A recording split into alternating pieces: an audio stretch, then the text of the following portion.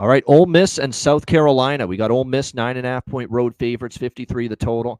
I mean, I felt like I was watching the sequel, or the part 3 or part 4, the same old movie from Ole Miss last week against Kentucky. When a team punches them in the mouth with physicality and toughness in the trenches, they fold.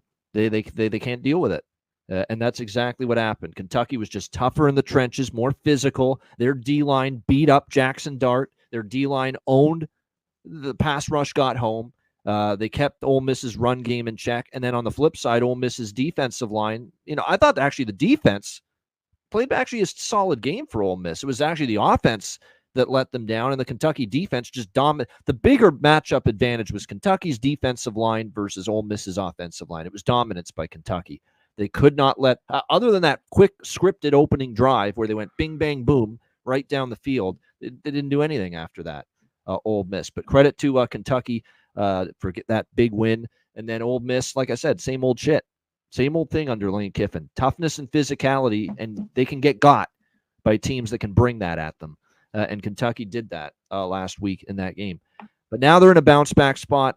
South Carolina, they're a conundrum to me, C-Mac. They had the dominant win against Kentucky on the road, 31-6. But there's also a team that looked awful against Old Dominion, barely won that game, struggled on defense. They got lit up by LSU, losing to the Tigers, although they did score 33 themselves. But they still had a tough time on the defensive side with a team that can be explosive, and move the football quickly. It looks like Lenora Sellers early in the week.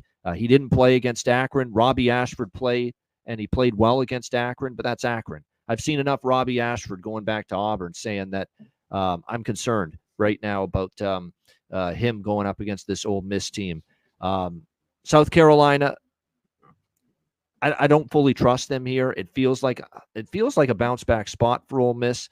See, Robert Franklin, I don't think South Carolina is nearly as physical on D-line as Kentucky. I think Kentucky's D-line is better than South Carolina's. I don't know if this is going to be that repeat of last week where the South Carolina defensive line can replicate what Kentucky did, get the pass rush going, not give Jackson Dart much time. I think they're a weaker D-line than Kentucky. I'm actually leaning to the road favorite here, Ole Miss, and the Lane train getting back on the tracks. Plus, they can't mope. They can't be woe is me after last week. One loss doesn't end your season anymore, not with the 12-team playoff. You got to get right back in the saddle. Everything's still right there on the table in front of you. If you're Ole Miss, you got to get back at it this week. And I think this is a team they'll have better success against. So leaning Ole Miss. I don't know if I'll bet it, but I'm kind of thinking they're sitting in a good spot here. What do you think here, C-Mac? Ole Miss, South Kakalaki. Yeah, Ole Miss. You mentioned just they found finally they hadn't played anybody. We talk about these watch out. That's another thing to be concerned about. They finally played someone and they lost outright as a double-digit favorite. And I know South Carolina's not as good as Kentucky, but this is certainly tougher than Middle Tennessee and fucking Furman and all those early opponents. Yeah. Well, when you going forward in college football, like some of these teams that played nobody after 3-4 weeks, just look out for that. They played Wake, and Wake just lost to Louisiana at home. Yeah. But going forward, look out for these where, there's going to be big numbers. Like teams don't just continue to roll, especially when they get into SEC play. Play a team like the most with success. Kentucky just dominated the line of scrimmage, 22 first downs. And they didn't have a ton of success. Both teams running it. Ole Miss had 22 or 29 for 92, and Kentucky 47 for 93. But Vandergriff had 243. That was a little bit surprising. So I thought maybe Ole Miss, this defense had taken a step up, but they hadn't played anybody. They were holding these teams to nothing, under a touchdown against nobodies. Dart was okay, but not overwhelming. He was 18 of 27 for 260, touchdown, no pick. This is going to be tough for him. This is one for me. I like the 9.5. I hope it gets over 10. I'm going to look at South Carolina. And there's still problems here. Who's ever in the Sellers, Ashford? It's tough for them. But maybe they could run the ball here, and they're at home. This is where a spot where I at least like them. And hey, this Kentucky team, South Carolina, I saw them dominate them. A few weeks ago. You take that as a grain of salt when these teams play. It's just something to look at in our handicap. But man, they took it to them, especially in that second half.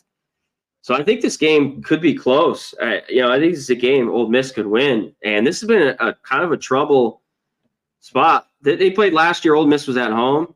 Oh, no, it was years ago. They haven't played in a few years. Okay. Yeah, I thought they played last year. Yep.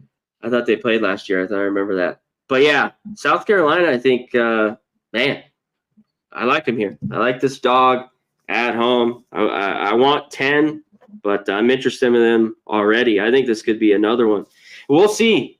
Man, like you said, can Dart and Ole Miss come back here on the road and play big? Let's see. They throw the ball all over the yard.